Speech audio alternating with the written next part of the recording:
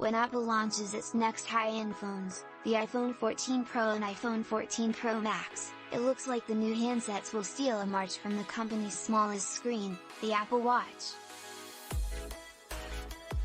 According to Mark Gurman in his latest Power On newsletter, this year's Pro iPhones will have an always-on display.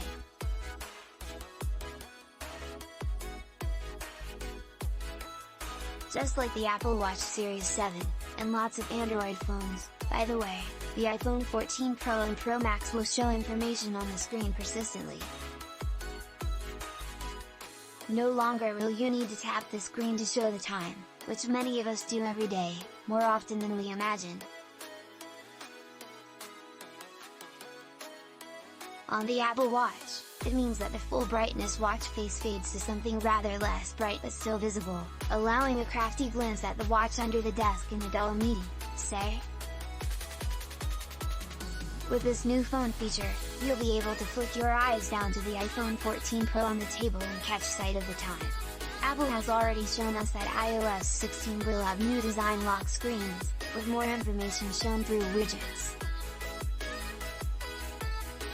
We don't yet know exactly how it will look on the phone, but since the widgets that are on offer include world time zones, weather, battery life and more, I'd say it's likely the new iPhone lock screen will fade from full color images to subtly muted versions with the time still visible. I'd also guess that the solid digits of the clock will switch to hollowed out numbers, which are still easy to see but use less battery power. Note that the new iOS 16 lock screen clocks tend to feature thicker digits that can be hollowed out more easily.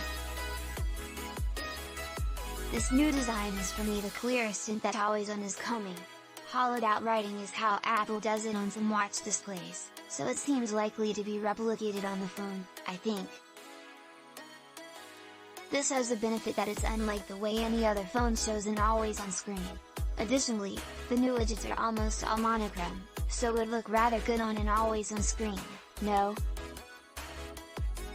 With Android phones, always-on displays tend to be just the time and digital indications of how many emails, texts or other notifications remain unread. There are exceptions, notably Huawei's P50 Pro, for instance, with cute, colorful animations that play on the screen at times.